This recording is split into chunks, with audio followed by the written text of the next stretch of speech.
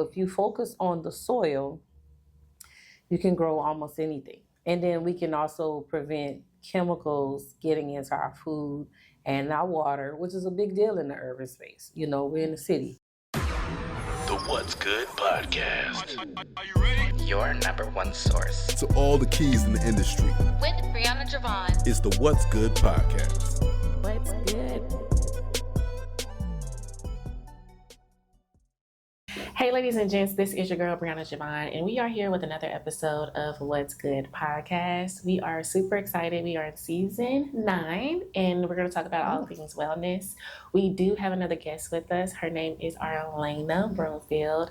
She has been a part of the podcast before. We did a program together at Comerica, and we are here to actually dive in deep on who she is and also her story and her business. So thank you for coming back. Yes, my pleasure. It's my pleasure. Absolutely. If y'all are watching this, she's so cute. She's so on brand. Though her little outfit is super, super cute. Come on, hat. And so let's get into it. As you guys know, we do not have interviews. We have genuine conversations. So we're going to start off with our icebreaker. Are you ready? Yes, I'm ready. Okay, so your icebreaker is, if you could pick one produce item from your farm that best represents your mission, what would it be and why? Ooh. That's a hard... Well, I know the two, but I'm going to go with watermelon. Watermelon. Okay, Yes. why the watermelon? Oh, that's an easy one because I have to drive. I live in a food desert, and I have to drive about 17 miles to find a good, sweet, seeded watermelon. Because they now doing it without the seeds, and that's a big right. thing. That's right. That's right. So the watermelon, if it's grown without all the chemicals, it's going to be guaranteed to be sweet, and it's going to have seeds. Now, if I buy it locally at the Walmart up the street, it's going to be watery. Yeah. And it doesn't have nutrient density. It's missing all the nutrients in it. And so I've juiced a whole watermelon, a 20-pound watermelon. 20 pounds? Still was having Charlie horses. Yeah. I was like, this ain't right. This ain't right. So, yeah, I would go with watermelon. I love that. Yes. Okay, I am excited to dive into this conversation. We're going to talk about agriculture, food injustice. Yes. We talked about that. And let's get started with our genuine conversation. Okay, let's go. So we always start off with who is the guest. So for you, who is Arlana? Well, I am the founder and CEO of Soilutions Holistic Agriculture Operations. And that consists of definitely a farm. So a Soilutions Holistic Urban Farm is a big part of my business, but definitely not it. It has 4 pillars to it, which is holistic healing of the mind, the body, the urban ecosystem, and policy change specifically for the Black and Brown community. I love that. And how long have you been doing it? You know what? It has been a collective growth of many fields that have brought me up to this. But Soilutions was birthed last year. It's only last year, April, so she's just shy of a year and a half. But I have been working in the industry of food, public health, food sovereignty, like feeding the homeless, food pantries, and food justice for years. Yeah. And so I've been able to take all those careers and come together in Soilutions, birthed in my heart, and here we are. I do want to talk about the name because when we first took the class together, I was thinking Soilutions, but it's soil, S-O-I-L, Yes. Lutions. So let's talk about how you created the name. Soilutions is a big part of what I teach. Reversing, when you're growing the food, a big part in the Black and Brown community is not only that you don't have access to fresh, healthy food, but if you do have access to food, it has an extreme amount of chemicals in it. It's sprayed, it's imported. So I am a biologist. I have a degree in biology. I did not know that. Yes, I'm a nerd. Very nice. I am a geek all day. So I have a heavy background in clinical lab science, cell biology, and biology. So Soilutions came about because I know that the food that comes out of the soil and what is going into the soil in the Black and Brown community highly affects how healthy we are. So if you give me the opportunity, if anybody's in my space, I incorporate STEM, science, technology, engineering, and math. So I talk about the soil. And so if you focus on the soil, you can grow almost anything. And then we can also prevent chemicals getting into our food and our water, which is a big deal in the urban space. We're in the city. And so If you want to heal and you want to eat healthy, it doesn't do any good if you're in an environment that's full of chemicals and if your food has the same chemicals. So I start there. That's the foundation. I use regenerative ag practices. And when I'm educating and when I'm farming, I always bring them back to the soil. If we could heal the soil, I can heal the community. I love that. So with that being stated, from the education standpoint, when it comes to the soil, how do you break that down for someone who has never done any farming, never got into like the education behind it? I have no news about anything with farming, right? So how would you break that down in a sense for beginners? You know what? I'm going to be working with some kids this weekend. So I start off with doing some experiments with the soil, adding some baking soda and vinegar and watch it. Okay. Teaching them it's an acid, it's a base. But I also like to point out that soil is living. We came from the soil. Everything comes and is birthed out the soil. And so we kind of get into a little microbiology about there is living organisms, unicellular organisms that's in the soil. And so I demonstrate with kind of taking some flaxseed or chia seed and making their hands sticky and rubbing it all over their hands, and then demonstrate to them that that's what is inside the soil, is microorganisms. So those little seeds all over your hands, you can't get off. It's living on you. It's inside of you. It's in the soil. So we kind of start there to break it down and to let them know the soil is alive. And there's a difference between soil and dirt. Soil is alive. Okay. Dirt is just excessive. You want to sweep it and get it out the way and throw it away. It's not alive. Okay. So I teach them the colors, let them look at the soil, smell it, feel it. It's dark, and this is where life starts. So that's kind of how we break it down for someone that's bare bones, basic level. Because that's me. Yeah. Okay, so with like you mentioned, in the Black and Brown community, and I hate to say it like this, but when it comes to like the different grocery stores that's in our areas, I'm gonna be honest, it's not the healthiest. It's brown food. You see the greens and the lettuce, and it's already turning brown. What, as far as the educational piece, did you see like this needs to be something different? Let me show them how to grow their own farm within their own backyards, because at the end of the day, this is what we have, but we can do better within our own backyard. Yes, absolutely. It actually started with what brought it to my attention. Well, first, the number one thing brought to my attention was my parents were farmers. My parents grew up on the land. And so they moved from very rural country parts of Mississippi to Louisiana, where me and my siblings were born. But it wasn't until I was a teenager that I realized I was still living off the land. My grandfather and uncles were still harvesting and hunting and providing our food. So when we switched to the local food, I was, wait, that don't taste the same. And then my body started to change. And so I served in the Army overseas. And then when I got over there, the produce was top notch. And it was such a high quality and flavor. And I was just so much healthier. And then when I came back to the United States, I started to deteriorate. I was like, wait. It was a difference. What happened? Yes. So I started out immediately serving in the food justice community, serving in food pantries. And I noticed that the things that was being donated and given to them was not of the best quality. And I started to be concerned with that. And so hypertension in my family, high cholesterol and heart disease made me be hyper aware of what we were consuming and was contributing to that disease. Heart disease, my dad had a heart attack at a young age. He's still alive today, but the numbers in the Black community was so bad, I started to really look at it. And then, so the food being donated and the food in the grocery stores, I started to scrutinize, look at it, and think, what's the issue here? When people of color are the ones that grow food the most. They garden, they grow, and so that's how I really began to notice, and we started to get away from growing. The grocery store became our primary source, and unfortunately, the foundation is just founded on racial disparity and principles. It is not concerned about the people of color if having disdain. And so I changed my degree to public health so I can learn more about that. And so a few years ago, I graduated with a public health degree. Congrats. I transferred that degree, thank you, here locally in Dallas. And I learned the real statistics that this is real. This is a real thing.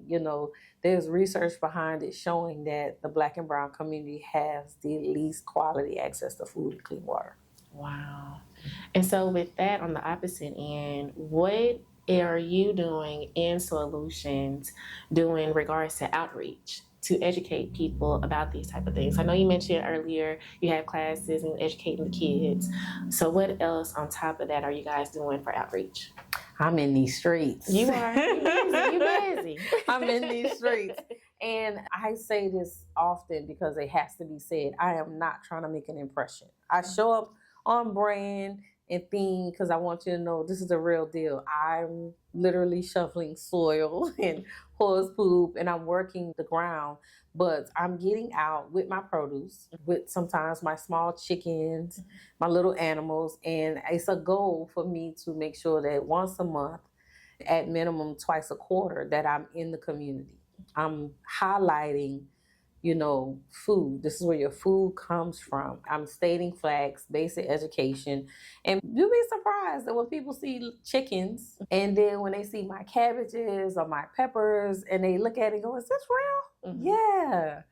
And then I make sure that if I'm not out in the community, I'm going to make sure that someone is on the farm. I'm always making sure that I'm interacting with people who are in the urban space so I can change the paradigm shift of your mindset of what you think food is. Yes. And what food tastes like too. Mm-hmm. Yes. So food locally grown with someone that cares about what's in it and what's in your environment tastes so different. Yes. So different. Yes. The flavors, you have no idea. The berries, the fruit, my watermelon was just like, oh, I can't grow enough of these. It's so good in comparison. So that's just my goal, just making sure I just stay present. And so I was saying, I'm not trying to make an impression on the community. I'm trying to make an impact. I want you to, when you get around me or anyone around Soilutions, if the name doesn't alone trigger some thoughts about Soilutions, when I tell you, no, put the I in, Soilutions, yes, I want to leave and make you rethink about what you're eating and where you're getting it from. So that's my goal. I love that so much. Thank you. So holistically, because I feel like you're doing mental, you're doing physical, you're doing it for the soul, you're doing all the things when it comes to holistic healing. I want to know from you, what does that mean, holistic healing? Holistic has a few different spins on the name. When people hear holistic, they think maybe herbs, non-pharmaceutical. Holistic also can just mean a whole from many parts. You take a little from here and you take a little from here. And so mine is kind of a little bit of both. When I say I'm holistically healing, I'm trying to heal the whole picture. I'm taking parts of you. So the community in your body, what you consume, the water and the air is part of that holistic. I'm addressing the whole big picture. Working on the soil will affect the air quality and it will definitely filter the water quality, and then it will collectively heal the community. I'm also thinking of you just like you said, the mind. When I say I'm healing the mind, the body, and the urban ecosystem, I mean that farming and working with the soil scientifically actually helps you relieve stress and anxiety. And it helps with some mental issues. So when I teach that connection between the gut and the mind, the gut being the second brain, there's a lot that comes into not just eating that produce. There's a lot of healing with you just putting your hands into the dirt or sitting in there listening to the chickens and the birds, the air, and seeing the bees around you. It's a zen and it's a healing. Yeah. So that's when I say holistic, it's all of that. There's no synthetic chemicals on the farm. I am mimicking nature, putting nature back into the soil. And I want you on that space to know that it's not about sweating and labor. It's about healing you. You were designed to be on the land. We were designed by God to really be a reflection of the earth. And so I try to get people on the farm so they can feel that reciprocity from the soil. Instead of you being tired, you feel energized, you feel connected. And so if you have those stress issues, anxiety, or any other mental disorders, those can be healed with constantly being in that space. And then, of course, when you eat that produce without the synthetic chemicals, it's far more nutritious. We're going to reverse some diseases. You're going to lose some weight while you're exercising out there. You're going to feel more energetic. You can reverse high cholesterol, diabetes, obesity. So that's what I mean by holistic. I'm healing you with a natural source, but it's a far bigger picture for you and the environment. Love it. So good. Okay. Yes. So for people who are beginners and want to get started with farming, right? What would be a tip today to where you can just say, hey, you can start with this? I always say peppers, but the season is about to switch. So now I'm going to say you brought up seasons. lettuce and spinach. Yes, because, and believe it or not, everything that we as the people of color love to eat, it grows when it's cold. Which is strange because we're, from African descent. But the peppers have gone out. But peppers are an amazing, easy thing to grow because you put the seeds in, you water it, put it in the soil, and you can grow it in a container in your apartment. So if you're in your apartment, of course, you could keep that jalapeno away from the cold. The cold comes. And you can put it on next to the windowsill. You could just pick the peppers off. I should have brought a pepper with me today. I got jalapeno, banana, and another spice one. I don't know. But a lot of peppers. Spinach and lettuce is really easy to grow. They're not easy to handle because the seeds are like so small. But you learn some patience there. But in a container, you start it, and then the lettuce pops up.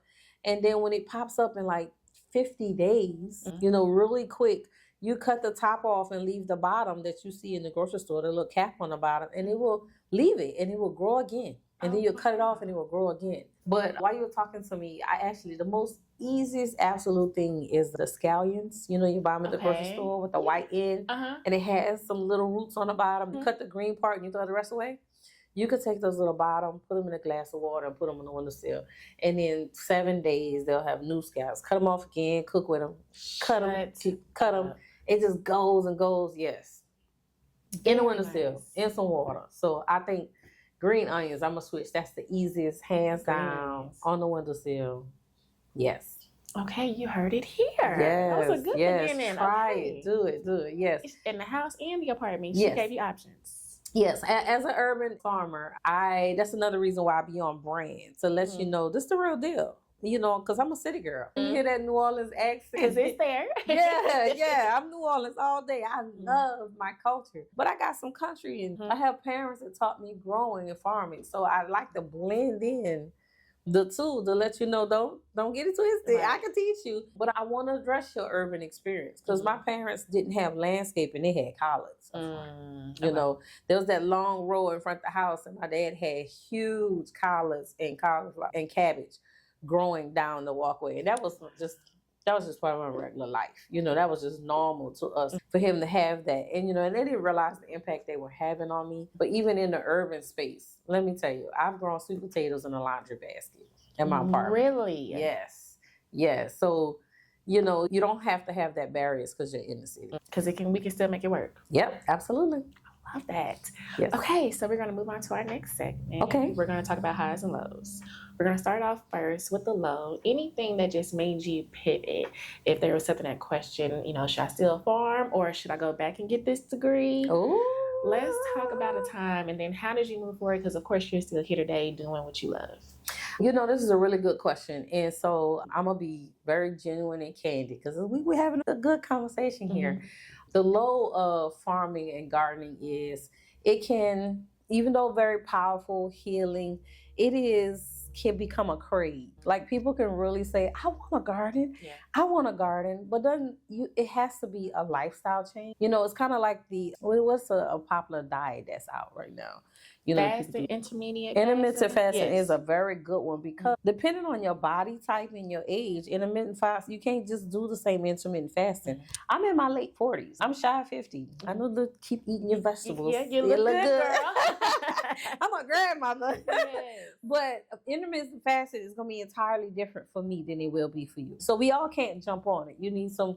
But when you get to the intermittent fasting and them hours, that 16 hours of not eating, and you like, ooh, and you're not prepared, people starting to quit. And then when you put your body into that state of mind, this is actually a very good example.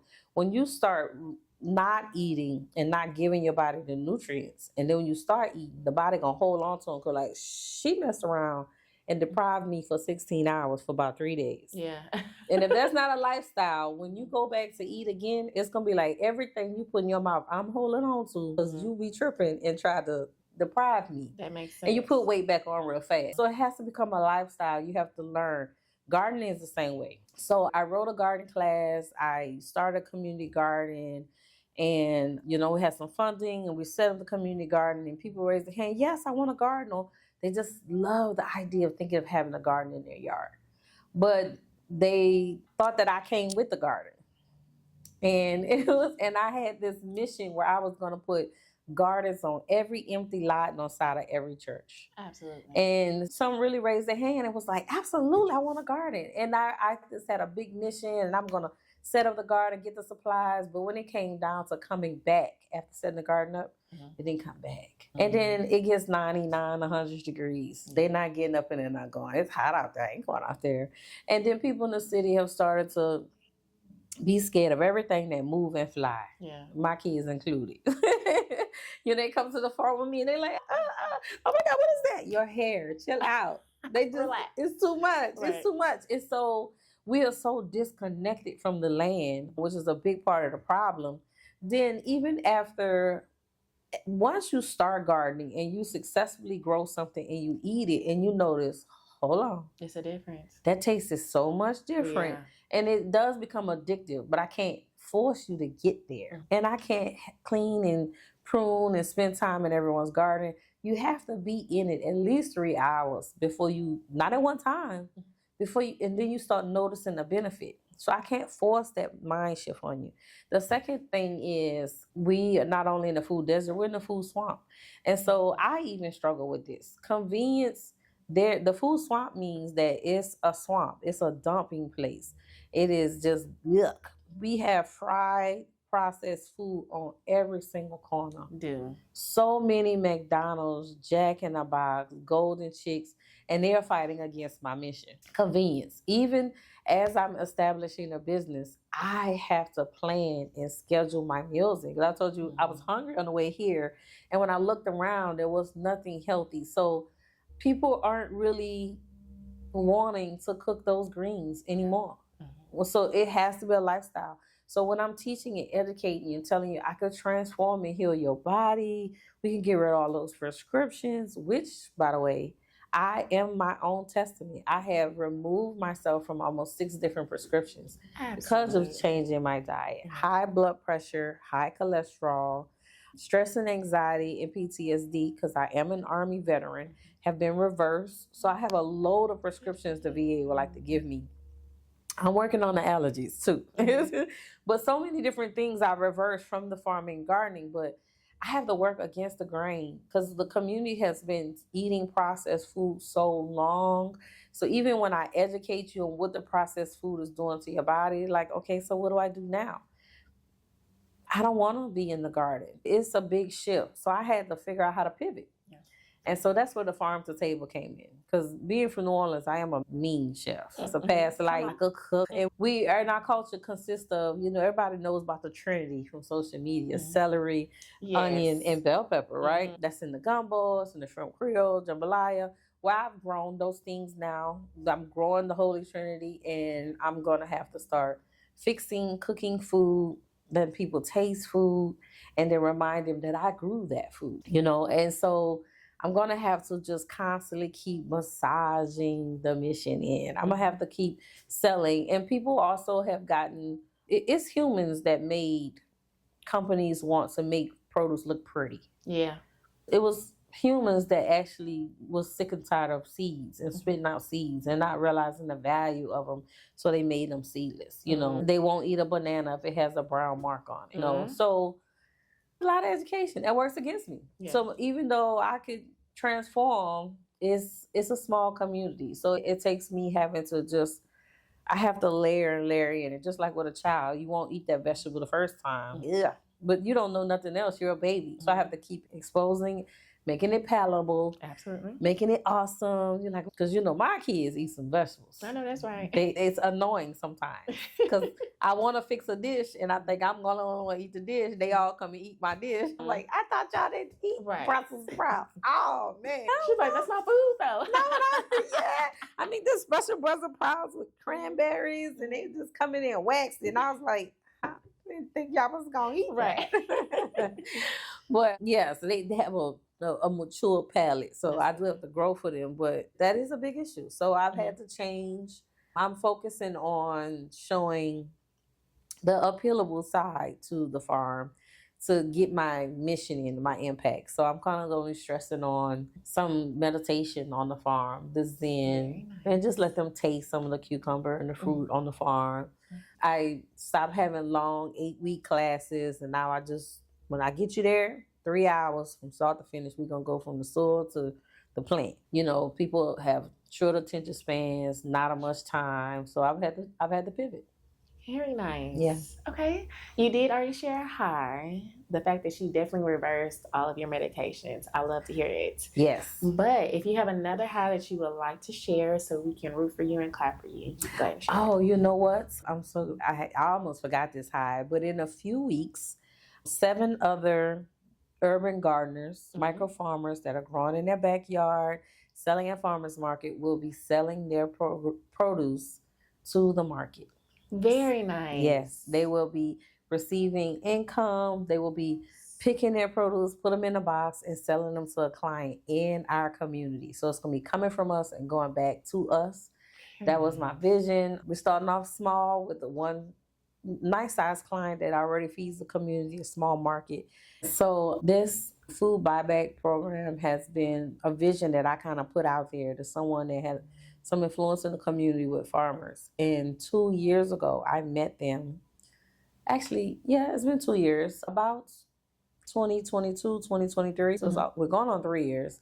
I met them. I was an intern at UNT Dallas in my public health, and I was meeting these gardeners. And I asked them if they would kind of hang with me, just stick with me. We family now, and hang with me in the ride while I go find resources to put my vision out there, which was to get our local produce on the plates of people in our community, to fight back for the food desert. And so that is going to debut in a few weeks. And I'm in shock. I really am. I'm pinching myself when we have the meetings. I find myself kind of hyperventilating, like, oh my God, oh my God, oh my God. But it's just the beginning. We're going to take it so much further. I love that for you. Congratulations to you and the other farmers. Yes. I could not have done this without them. Yeah, like you said, it's been a long time coming. Y'all been working hard, and now everything is coming alive. Those little seeds y'all been planting are finally blooming and making it happen. See what I did there? Yes.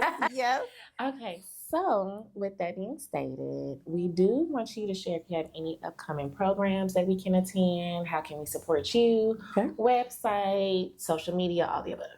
Okay, so my Instagram is pretty popular, and you can see all things, including the website, and that is Soilutions. That's Soilutions.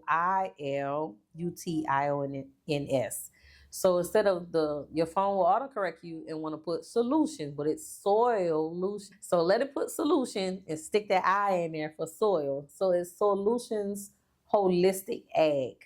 That is on Instagram. But the website is Soilutions Holistic Farm. And that is a S, solutionsholisticfarm.com. The event page is, we put the events on the event calendar, which is on the website. Nice.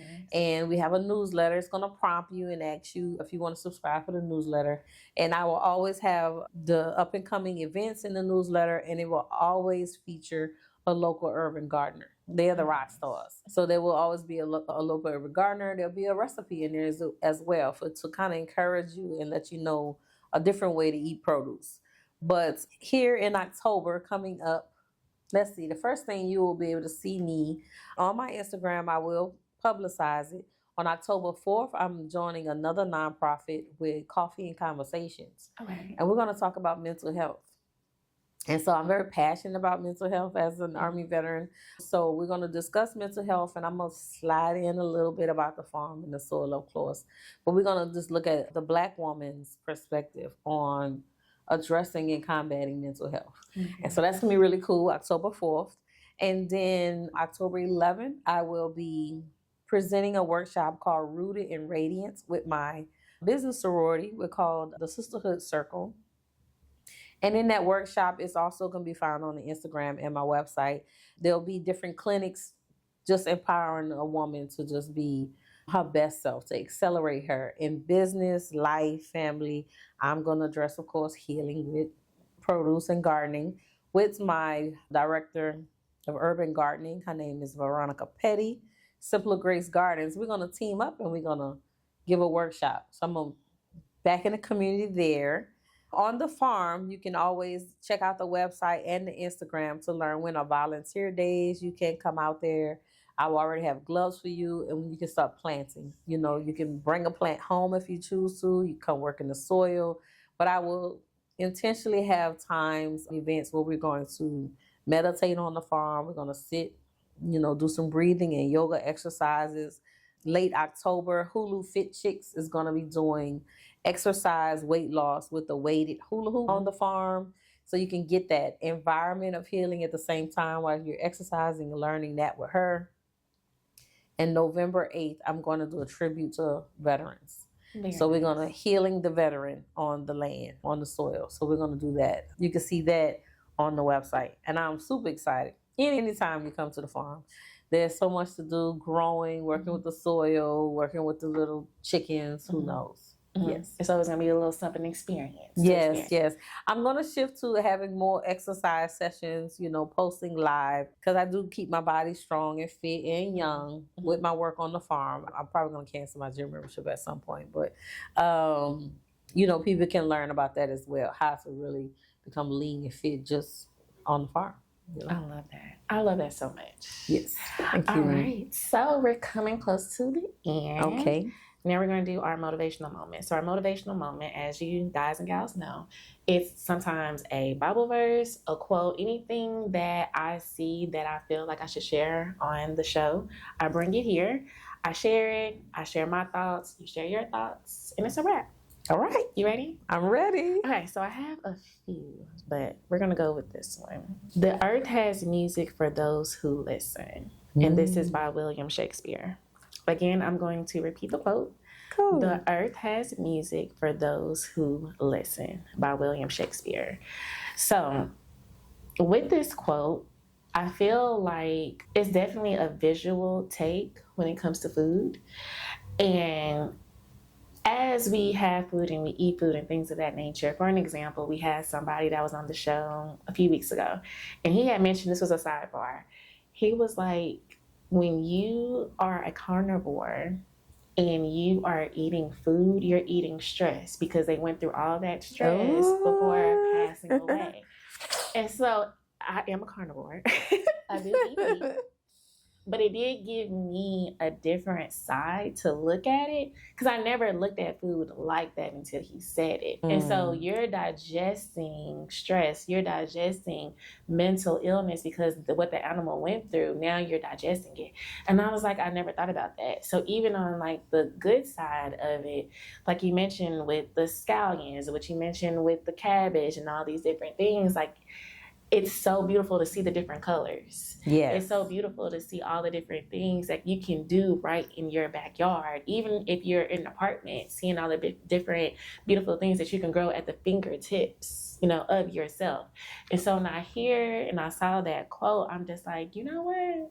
It can be beautiful, but it can also be terrible because of the things that we digest, not only like that, you know, the example that I gave you guys earlier, but it can give you diabetes, it can give you heart attacks, it can give you all these things. So there's two sides when you think about food itself. So what about you? So I'm going to share with you a fact that people just overlook, and I stress this whenever I can. The earth really does have a music to it, if you listen. A vibration, actually. Okay. And so when you're in nature, we have a charged vibration. Our electrons are always moving. And that's just naturally because of the sounds of the city, the busy, the be here, the highway, just the energy coming off the highway from the sun. So when you get into nature, actually, it starts and you sit still and you breathe. And that's why it reverses stress and anxiety. Actually, that's the beginning of it. The earth, it starts to lower your heart rate and to match the vibration of the earth. So plants have a vibration. And if, from New Orleans, so don't be surprised, I have a musical background. There should be no surprise there. But if you was to take, I can't think of the name of the instrument, but you actually put the electrodes or the sensors on the plant, it will kick out music. Shut up. Music comes from the earth, hands down. And another good example is the music and sounds of bees. That's actually a big classical music, you know, from the bees. It came from nature. The mimic came from nature. And so it does have a vibration and an energy to it and a vibe, but it's a vibe of Zen, connection. So when you sit there, it makes you match it. Come down here where I relax, slow down. And it actually lowers the heart rate and your breathing to nice and calm. I wasn't going to jump on what you said because that is part of the holistic part. When I'm consulting, that is when we're dealing with the animals, we are keeping that in mind. We are thinking about you want to treat the animal like cherish because you want that energy to be back into you. Right. So I'm changing the thought. You don't have to be vegan to keep from being toxic. That's part of my holistic model. That's so good to know because that man hurt my feelings. I was like, I didn't even think about it like They got people that really care about that. They care about the animals that you later consume. So yeah. That makes sense. Okay. Well, is there anything that I left out? Anything lasting words you want to give the people? I want everyone to remember there's this culture going on right now that is kind of like a cancel culture and everything DI and just cultured and just us, period. But everywhere I go, I would like to remind everyone that we are the keepers of the land. We were designed by God from the soil and the earth, and then we were given the task to subdue the garden and work the garden. Everything we needed was within inside the garden. So I want us to remember that, something is just really good and to keep us from being a powerful people, there's something coming back and clashing against that. But farming and agriculture is so much bigger than working in land. It's so much bigger. Right now I have an IT intern, a biology intern. It's going to be a veterinarian, accounting and finance intern, and a public health intern. And all of them have a role. Their majors, none of them have anything to do with agriculture. But it's so much bigger. We spend the most money on food. Really, it is very lucrative. Yeah. And so it's being dominated. So I just want the Black and brown community to remember that we are products of the land and we were royal, strong, healthy, thriving people. We're all the inventors. We were the best of the best. But if they continue to pollute and dominate our land where we came from, we're going to become the weaker and the lesser. So we just really remember that everything about your environment, food, agriculture is even cotton, the shea butter we put on our bodies, some we put on our hair is agriculture. Someone is farming that for us to benefit from it. A lot of times from our home ancestral country and it's being imported here. So we have to have just a little bit more respect for agriculture and remember that it is how we're going to thrive. This earth can't survive without agriculture. So we need to have just a higher respect, put a little respect on it. I know that's right. So we can go back to being the strong, wealthy, and dominating people. There's a quote out there, and I can't remember, unfortunately, the gentleman that said it. It's the tip of my tongue, but he said, if you dominate and control that food and water, you can dominate and control the people. So we need to keep that in mind. Indeed. And all that's going on. I love it. Well, thank you so much. Yes, it's been my pleasure. Yes. So she gave all the information. Make sure that you subscribe to the newsletter, go to the events on the events page on the website. We'll make sure to put all of that in the show notes. But we want to thank you so much. We hope that you learned so much because she gave so many gems. But if you're listening to this morning, noon, evening, or night, thank you so much for tuning in to What's Good Podcast. And we'll see you guys next time. Yes. Let us continue to grow. Indeed. Thanks for joining us for another episode of What's Good Podcast with your girl, Brianna Javon. If you found today's discussion inspiring, don't forget to hit the subscribe button on your preferred podcast platform. Explore additional resources on our website at whatsgood-productions.com and find our social media links listed in the show notes. Stay tuned for more captivating stories ahead. Until next time, stay blessed and keep uplifting your community.